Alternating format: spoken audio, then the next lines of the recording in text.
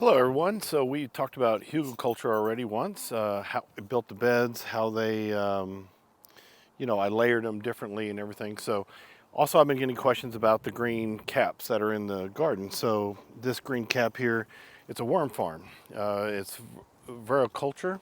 I'm saying it wrong, I'm sure. Just like I say the other one wrong, but I'll put it up on the screen so I make sure to spell it correctly. And what it is it's a worm farm.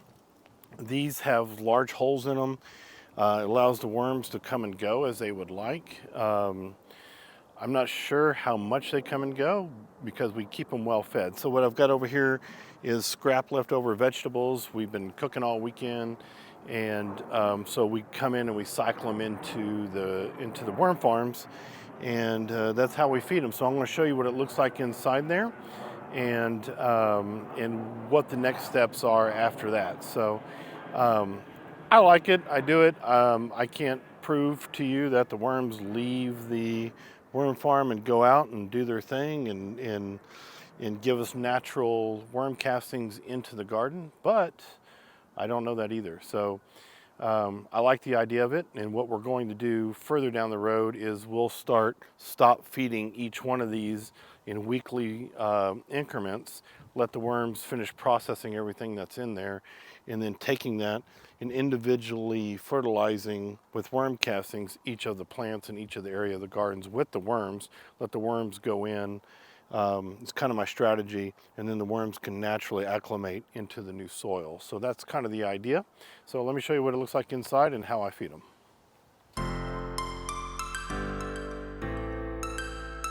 Okay, so like I said just a minute ago, so what I've got here, these are eggshells. So I've chopped them up and grind them up and everything. So worms like these. It's like grit for them in their gut, and it helps with them processing the vegetables. It's also a great source of calcium. So all the benefits that we get, they get as well. So, and then from there, this is an extra bowl. We just made a bunch of salads and some cuttings and things like that. And then we also keep this in the kitchen. This is a stainless steel pot. It's got a little charcoal filter on the top of it.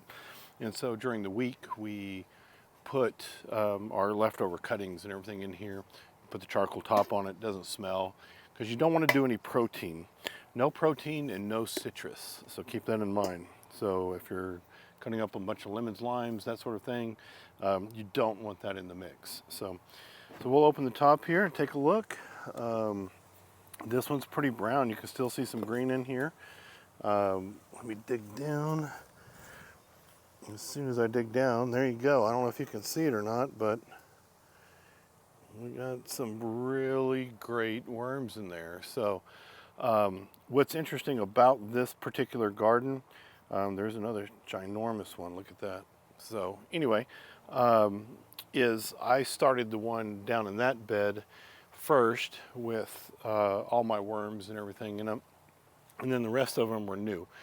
We have a total of 4. I would like to get to 6 eventually, just because it's great, it's fun, it's simple, and you can see the quality of what's coming out of here is absolutely amazing. So anyway, so it's very simple. So I'll put some of this in there, and then I'm going to put some of these vegetables in there. We're going to mix this around. I don't want to go too much on this one because this one, when we get done, I'm probably going to let this one go a few weeks before we put anything else. I don't think I'll put anything else in this one because I want to use this as fertilizer for all the peppers and the tomatoes that we planted already previously. Once the worms break this all down and eat it, it's great. And what's amazing about it too, and I think you can see it if I show you, you can see the holes. This is where they theoretically kind of leave the bin and come back, and hopefully, do their business and make worm castings. That's the whole point of it all. So anyway, so that's what it looks like inside here. We're going to mix this up a little bit more. Moisture looks good. Sometimes I put paper in here, some cardboard, shred up some cardboard. But like I said, this one, we're going to wind this one down and start this one over here in about 2 weeks and use it for fertilizer. So that's about it. It's very straightforward, very simple. It's an easy way to make great fertilizer in your own garden. It's just the most natural way you can do it. So, all right, so short video today. Really wanted to explain the worm farms or the vermiculture. You know, I get a lot of questions about that. Again, you're growing your own natural fertilizer. It's absolutely amazing.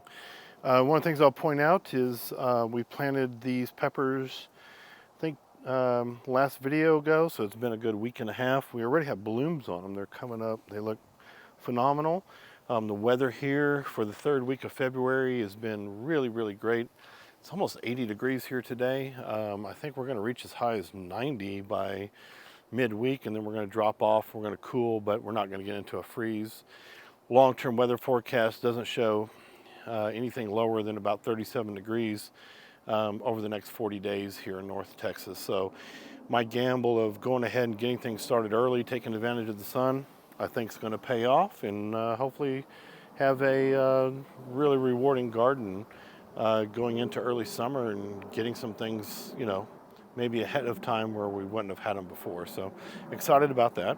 So if you like the video, you find it informative, like, subscribe. That really helps out a bunch. I sure appreciate it. Share the video with your friends. That would be awesome. See you on the next one.